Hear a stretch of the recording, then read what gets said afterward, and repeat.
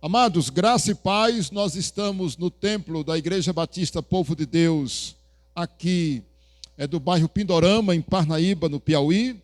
Queremos saudar a todos com a graça e a paz de nosso Senhor e Salvador Jesus Cristo. Amém? Olha, nós vamos abordar hoje um assunto muito precioso, que é as desculpas que as pessoas dão para ou não se converter ou adiar a conversão. Nós podemos dizer que essas desculpas são muito comuns e elas estão por toda parte, por que não dizer no mundo inteiro, elas são apresentadas. Eu confesso para os irmãos que eu já li 2 livros sobre essas desculpas, que são muito comuns, que as pessoas apresentam para não aceitar Jesus, para não se converter ou para adiar. Na verdade, nós entendemos que isso ocorre porque a pessoa não entendeu a verdade do Evangelho, por não compreender, ela cria essas desculpas, ou ela, por não ter também entendido, ela fica colocando para frente, para outro dia, na frente, uma coisa que ela deveria fazer hoje e agora. Então, nós entendemos, meus irmãos, que é por causa de uma cegueira espiritual. Vamos abrir a palavra de Deus no livro de 2 Coríntios, e nós iremos ver no capítulo 4, verso 4, um fenômeno espiritual que acontece na mente dos homens que não têm Cristo como seu Senhor e Salvador. Olha o que diz: pois nos quais o Deus deste século, Deus com D minúsculo, cegou o entendimento dos incrédulos, para que não lhes resplandeça a luz do Evangelho da glória de Cristo, o qual é a imagem de Deus. Nesse texto nós encontramos, meus irmãos, o apóstolo Paulo falando da cegueira espiritual existente no homem que não conhece Cristo. Cega de tal forma que o Evangelho não é entendido, a luz do Evangelho não brilha em seu coração, não resplandece na sua mente este Evangelho da glória de Cristo. E aí a gente encontra, por causa dessa cegueira, tanta dificuldade em convencer, tanta dificuldade que a pessoa entenda, compreenda o verdadeiro plano da salvação para a sua alma através de Cristo Jesus. Não consegue entender por que Cristo morreu na cruz, não consegue visualizar a sua própria necessidade. Então nós temos aí duas situações. Não entende o Evangelho, não compreende o que Cristo fez e não compreende a sua própria necessidade. E tem mais uma palavra aqui: a urgência da decisão. Ele não entende o que Cristo fez, não reconhece a sua necessidade e nem a urgência dele entregar a sua vida para Jesus. Então eu quero apresentar para os meus amados irmãos, para os que estão nos assistindo pelo canal, queremos aproveitar e dar também a nossa saudação a todos vocês que nos assistem pelo canal e dizer: se inscreva e compartilhe essa mensagem com seus amigos, pois o objetivo dela é trazer luz em relação ao evangelismo, à evangelização, à compreensão do Evangelho de Cristo. Vamos apresentar a primeira desculpa mais comum, e eu estou dizendo isso aqui, comum, não é só aqui no Piauí, no Brasil, mas no mundo inteiro. Por exemplo, sou uma pessoa muito pecadora, sei que estou perdida e creio que não há mais solução ou jeito para mim. É possível que você que está aqui na igreja e você que está no canal nos assistindo já tenha ouvido alguém dizer assim.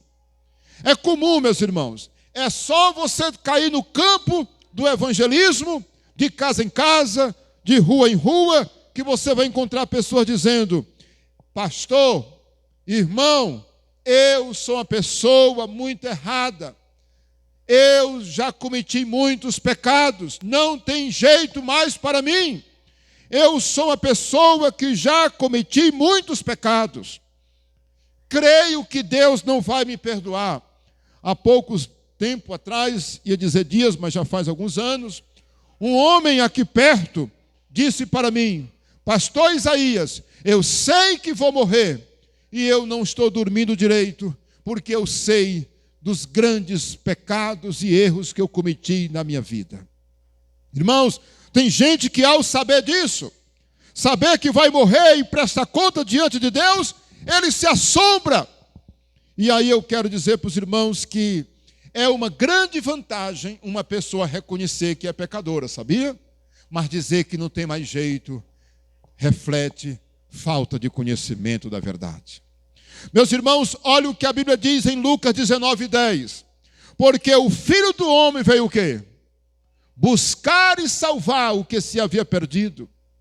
Na história de Zaqueu, a Bíblia deixa claro, meus irmãos, que Jesus disse para Zaqueu e disse a todos que estavam lá: eu vim buscar e salvar o perdido. Em outro texto, a Bíblia diz que os sãos não precisam de médicos, e sim os doentes. Jesus deixou claro que ele não veio chamar os justos, e sim os pecadores ao arrependimento. Entender essa parte do Evangelho, meus irmãos, é lindo demais. O homem, por mais pecador que ele seja, ele tem que entender que Cristo morreu na cruz em seu lugar para perdoar os seus pecados, se tão somente ele os reconhecer, se arrepender, reconhecer Jesus Cristo como seu Senhor e Salvador. Amados irmãos, nós temos tantos versículos. Isaías capítulo 1, verso 18 diz: ainda que os nossos pecados sejam vermelhos como a escarlate, eles se tornarão brancos como a neve. Meus irmãos, em Ezequiel 33:11, a Bíblia diz que Deus não quer que o ímpio morra no seu pecado, mas que se arrependa antes de sua morte. Aleluia. O Evangelho é transformador de vidas. Eu posso ouvir um amém? Então, só pegando aqui bem o âmago dessa questão, dessa desculpa. Reconhecer o seu pecado é uma grande vantagem, mas dizer que não tem mais jeito já sai do Evangelho. Porque jeito tem, se tão somente se arrepender. Vamos para a segunda desculpa comum no mundo inteiro. Devo me consertar primeiro, para depois fazer parte da igreja. Olha que desculpa bonita, né, irmãos? Parece bonita, né? Eu vou me consertar primeiro. Aí a pessoa alega o vício, a bebida, o cigarro, a droga, a prostituição, a macumba, a feitiçaria e todos o jogo, os vícios que ela tem. Irmãos, você sabe o que a gente percebe? É que essa desculpa, ela é dominada, meus irmãos, por uma falta de conhecimento tão grande, né? Que a pessoa, por estar no pecado, ela não entende que ela está sem força para deixar. Hoje, na escola bíblica, nós vimos que um dos efeitos do veneno mortal, não é? Lá que nós herdamos de Adão, o pecado, a desobediência, a natureza pecaminosa, é que o ser humano está morto. Como pode o morto se livrar sozinho? A Bíblia deixa claro que o ser humano está morto no seu pecado quando ele ainda não aceitou Cristo. Como ele pode se libertar sozinho se ele está morto, se ele está aprisionado? O pecado escraviza o homem. Ele sozinho não terá forças e nem condições de se libertar. Ele está aprisionado numa morte espiritual, dominado pela vontade da carne. Em Efésios 2, de 1 a 6, diz que o homem é dominado pelos seus pensamentos. Ele segue o curso do mundo. Ele está cego. Ele não consegue, meus irmãos, se livrar sozinho. Por isso ele depende da graça de Deus. Você sabe qual é o dever de quem tem um pensamento como esse? Pastor, Irmão, eu só vou me converter quando eu deixar o vício. Olha que coisa, parece coisa linda, mas não tem nada de lindeza aqui. Não tem nada de verdade. Irmão, eu posso ser um crente? Será que na igreja eu sou aceito, serei aceito? Sim. Vocês amam uma pessoa errada como eu estou? Sim, nós amamos. Vocês podem me ajudar a me livrar desse pecado? Sim, venha. Olha que coisa, esse devia ser o comportamento. Pedir ajuda, oração, vir à igreja, mesmo como está. Cada um precisa vir a Cristo como está. Claro que nós não estamos dizendo que você deve continuar como está, mas o Espírito Santo vai lhe dar força. A igreja vai lhe dar apoio para você se recuperar em nome de Jesus. Vamos para a terceira. A terceira, e eu quero dizer para quem está anotando, anote esse texto da segunda, né? Efésios 2, de 1 a 6, porque ele é lindo. Bora para a terceira. Não preciso tomar minha decisão agora. Sou muito novo ou muito nova. Vou curtir um pouco mais a vida. Ainda tenho muito tempo pela frente. Um dia chega a minha hora de aceitar Jesus. Meus irmãos, esse pensamento parece bonito também, não é? Eu sou muito novo. Eu não vou tomar minha decisão agora não. Olha, tenho muita coisa para curtir. Eu tenho muito tempo pela frente. Irmãos, olha, esse pensamento, ele não reflete um pingo de sabedoria. Sabe por quê? Porque ninguém sabe o dia da morte. Todos os dias morrem crianças de 1 ano, 2 anos, menos ainda. Senhores de 80, de 90, bem como aquele jovem de 18 anos, aquela moça. Irmãos, aqui mesmo em Parnaíba, quantos conhecidos, até amigos, morreram quando tinham menos de 30 ou 40 anos. Lembro-me de um dia desse, de um grande amigo meu que teve um problema intestinal, nos seus intestinos, e ele morreu, irmãos. Uma jovem enfermeira de apenas 22 anos teve um ataque cardíaco. Irmãos, nós precisamos lembrar disso. Portanto, eu quero que você abra em Lucas 12, versículo 20. Olha o que está em Lucas 12, versículo 20. Meus irmãos, Jesus está falando do rico avarento. Ele diz assim, mas Deus lhe disse, louco, esta noite te pedirão a tua alma, e o que tu tens preparado para quem será? Sabe? Tem gente que ela pensa que está ainda muito longe do dia da sua morte, e ela mesma não sabe que ela está tão próxima do cemitério. Você que está nos assistindo pelo canal, talvez você tenha pensado assim. Talvez nessas 3 aqui você já se enquadre em alguma delas. Mas eu quero dizer para você que ninguém nunca sabe o dia da nossa morte. Portanto, o dia de aceitar Jesus é hoje. O dia de aceitar Jesus é agora. A Bíblia ensina em várias partes que nós não podemos deixar para amanhã. Hoje é o dia oportuno da salvação. Eu posso ouvir um amém? Vamos para a quarta. A quarta desculpa comum no mundo inteiro é: creio que Deus é tão bom, mas Ele é tão bom que Ele jamais me mandaria para o inferno. Olha aí, meus irmãos. E esse pensamento, eu vou dizer, eu fiz questão de colocar esse detalhe. Talvez essa seja, escutem bem, talvez essa desculpa seja a mais mortal, a mais terrível de todas as desculpas que passa pela mente. Essa desculpa, ela pode ser classificada como uma grande mentira de Satanás na mente humana.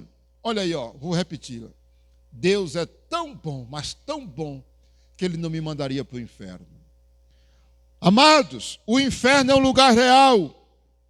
A Bíblia mostra que o inferno existe, é um lugar real. E lá em Lucas 16, versículo 23 e 24, nós encontramos o caso lá daquele rico, da parábola do rico e Lázaro. Meus irmãos, que não é uma parábola, né? Não diz nada lá que prove que é uma parábola. Então, quando Jesus conta aquela história, ele diz que o rico estava em tormentos. Vamos ler. Eu acho que seria muito bom ler. Lucas 16, queridos. Abram aí, por favor. Lucas 16. A Bíblia é um livro fantástico. Quero convidá-lo a ler a Bíblia toda, várias vezes na sua vida. Olha aí, ó, Lucas 16, 23. No inferno, estando ele em tormento, levantou os olhos e viu ao longe Abraão e a Lázaro no seu seio. Então, clamando, disse: Pai Abraão, tem misericórdia de mim, e manda Lázaro que molhe em água a ponta do dedo e me refresque a língua, porque estou atormentado nesta chama. Meus irmãos, quem contou isso aqui foi Jesus. Jesus conhece a eternidade. Ele, meus irmãos, sabe da existência desse lugar. E aí a Bíblia diz, ele conhece, e ele disse: olha, o inferno é real. E ele contou essa história. O homem atormentado na chama de fogo, com muita sede e desespero. Amados irmãos, olha o que diz em Marcos. Eu gosto de Marcos. Eu quero que você não esqueça desse texto. Uma vez, uma professora questionou um aluno crente, dizendo para esse aluno crente que o inferno não existia.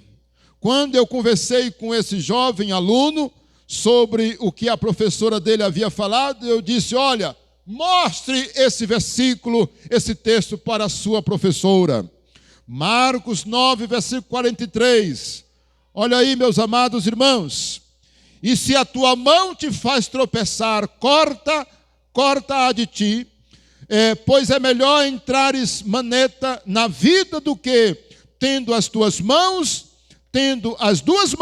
ires para o inferno, para onde o fogo nunca se apaga, onde não lhes morre o verme e nem o fogo se apaga. Meu Deus. Olha aí, ó, 45. E se teu pé te faz tropeçar, corta-o de ti. É melhor entrares na vida aleijado do que, tendo os dois pés, seres lançado no inferno, onde não lhes morre o verme e nem o fogo se apaga. Palavras que Jesus disse explicando. Jesus não disse essas palavras por acaso, ele disse explicando. O inferno é um lugar real. Outra coisa, meus irmãos, completando esse pensamento. Deus, na verdade, não mandará ninguém para o inferno. É uma escolha. E aqui eu quero chamar a sua atenção, porque essa frase você não pode nunca esquecer dela. Irmãos, nós não vamos para o inferno porque somos pecadores. Ou melhor, as pessoas condenadas ao inferno não irão para o inferno no dia do juízo, porque elas são pecadoras. Aí você diz assim: e aí, pastor? E por que então? Por que uma pessoa vai para o inferno? Não é porque ela pecou? Não é porque... Não, irmãos. Não. É não porque a graça diz que Cristo se manifestou para nos perdoar. A Bíblia diz que o sangue de Cristo nos purifica de todo o pecado. Lá na Bíblia, em 1 João, diz que o sangue de Cristo nos purifica se tão somente a gente confessar.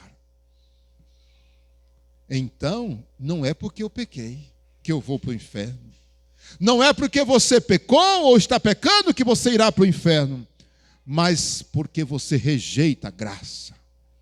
Porque a pessoa rejeita Cristo. Não, quero não. Meu amigo, Jesus quer te perdoar. Jesus te ama. Ele está te procurando. Ele veio ao mundo para te salvar. Porque Deus amou o mundo de tal maneira que deu o seu Filho único, para que todo aquele que nele crê não pereça, mas tenha vida eterna. A Bíblia está dizendo: eu vim chamar o perdido, eu vim buscar o doente, eu quero te salvar. Mas ele diz: não quero. Está aí. Então, meus irmãos, o inferno é uma escolha. Deus não vai mandar ninguém para lá. É a pessoa que decide ir porque rejeita a graça. Porque a graça é para todos. A graça é para todos aqueles que têm sede, que querem, que reconhecem os seus erros. Eu posso ouvir um amém? Vamos para a quinta desculpa. Devo seguir a Deus do meu próprio jeito. Cada um tem o seu jeito de obedecer a Deus. Hein? O que você me diz dessa daqui? Parece linda também, não é? Olha, seu Isaías. Olha, seu Isaías, eu vou lhe dizer uma coisa. Irmão, já me disseram isso demais, ó. Demais. Olha, seu Isaías, pastor, irmão Isaías, eu vou lhe dizer uma coisa. Olha, cada um tem o seu próprio jeito de obedecer a Deus. Essa opinião, ela é dominada não só por falta de sabedoria, como eu disse desde o começo. Essas desculpas refletem falta de conhecimento do Evangelho. Entendeu? Só isso, em linhas gerais. Mas essa daqui, além de ser falta de conhecimento, é egoísta. Não. Eu tenho o meu próprio jeito de seguir a Deus, de obedecer a Deus. Irmãos, lá em Mateus 22, verso 29, está escrito que o ser humano erra por não conhecer as Escrituras e nem o poder de Deus. Pode ler aí, Mateus 22, 29. Errais por não conhecer as Escrituras e nem o poder de Deus. As pessoas são egoístas até mesmo na hora de tomar a sua decisão. Elas preferem fazer a vontade delas e do jeito delas. Temos que seguir a Cristo do jeito que Ele pede. Irmãos, eu já vi uma pessoa dizer assim: olha, eu não vou ser crente, eu não vou deixar minha vida não, porque eu tenho algumas coisas que eu acredito que eu não preciso deixar de fazer. E aí calmamente eu fui explicar. Eu vou lhe mostrar que esse aí é errado. Não! Você não tem autoridade para dizer que isso aqui que eu faço é errado. Mas eu disse para ela, não sou eu, é a palavra de Deus. Irmãos, tem pessoas que não querem. Elas estão achando o pecado delas muito confortável para elas. O pecado que elas estão praticando é muito confortável. E elas querem ir para o céu. Elas acham que Deus vai salvá-las, mesmo elas fazendo o que elas bem entendem. Sangue de Jesus tem poder. Olha o que Jesus falou em Lucas 9. Abra aí, por favor. Olha aí, para a gente entender que o Evangelho, meus irmãos, não é para ser vivido sem renúncia. Tem que haver renúncia. Evangelho tem que ter cristianismo. Melhor dizendo, tem que ter renúncia. Olha aí, Lucas 9, versículo 23, que diz: dizia a todos, se alguém quiser vir após mim, a si mesmo se negue, tome a sua cruz, dia após dia, e siga-me. Pois quem quiser salvar a sua vida, perdê-la-á, e quem perder a sua vida por minha causa, esse a salvará. Se alguém quiser vir após mim, a si mesmo se negue, tome a sua cruz e siga-me. Meus irmãos, muitas pessoas não querem renunciar à sua vontade, o seu estilo pecaminoso de vida. Não querem deixar os seus vícios, não querem deixar os seus erros. Querem, antes que o Evangelho venha se enquadrar, se adequar, melhor dizendo, no seu estilo pecaminoso. Meu Deus. Não, eu não vou deixar isso, eu não quero. Olha, eu acho que isso não é errado não. Você acha, é você que está dizendo, não é a palavra. Meus irmãos, essa desculpa, ela é muito perigosa. Ela é egoísta e muito fora da verdade do Evangelho. Vamos para a sexta, são 7. Tenho um bom coração e sigo o que manda o meu coração. Creio que isso é suficiente. Meu Deus. Irmão, olha, graças a Deus que eu estou falando isso aqui, não porque eu aprendi nos livros. Estou sendo sincero com vocês. Todas elas eu já ouvi, meus irmãos, no dia a dia. Já ouvi. Uma vez eu falando para uma pessoa, eu disse: pastor, eu tenho um bom coração, pastor. E olha, eu sigo o meu coração, a pessoa dizia para mim. Irmãos, eu quero apresentar para vocês 2 textos sobre o coração. O primeiro é de Jeremias 17, versículo 9, diz que o coração é algo que nós nele não podemos confiar, porque ele é enganoso e demasiadamente corrupto. Leia para você ver, Jeremias 17, 9. Leia. Enganoso é o coração, mais do que todas as coisas, e desesperadamente corrupto. Olha aí, meus irmãos, o coração não é coisa para se confiar. O coração, ele é dominado por sentimentos facilmente. O coração, ele é vulnerável a você ser contaminado, influenciado inconscientemente. Agora, quem quiser saber o que é o coração, leia Marcos 7, bora lá. Evangelho de Marcos, capítulo 7. Nós vamos encontrar aí uma coisa assustadora. Pastor, não diga isso. É assustador mesmo, pastor? É. Olha aí, ó. Marcos 7, versículo 20. E dizia, o que sai do homem, isso é o que contamina. 21. Porque de dentro do coração dos homens é que procedem os maus desígnios. Por exemplo, prostituição, os furtos, os homicídios, os adultérios, o amor ao dinheiro, as malícias, o engano, a lascívia, a inveja, a blasfêmia, a soberba e a loucura. Ora, todos esses males vêm de dentro do homem, do coração dele, e contaminam o homem. Aqui, lascívia, por exemplo, está na área da imoralidade. A loucura também. Eu fui atrás de saber por que o autor, em vez de usar palavras assim mais claras, ele disse loucura. Irmãos, a loucura está o aborto. A loucura está o estupro. A loucura, meus irmãos, está os latrocínios, que é aquele roubo seguido de morte. A crueldade, meus irmãos, tudo vem de dentro, portanto não é confiável.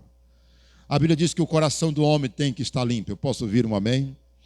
E por último, meus irmãos, olha aí, a última desculpa. Acredito que há muitos caminhos para Deus. Creio que todas as religiões são boas. Não preciso ser cristão ou seguir o cristianismo ou a sua religião para ser salvo. Já tenho a minha religião, cada um fique na sua. Hein? O que você me diz? Irmãos, esse aqui é o mais comum. Essa desculpa aqui, é a mais comum, porque ela é também a mais aceita na sociedade. Respeite a minha religião. Respeite. Eu tenho a minha, você tem a sua. Religião não se discute. E não sei o quê, Olha, irmãos, o inimigo cega. Porque nós não estamos falando, meus irmãos, de partidos políticos. Nós não estamos falando de time de futebol, de torcida organizada. Não é isso que nós estamos falando. Nós estamos falando do destino da alma.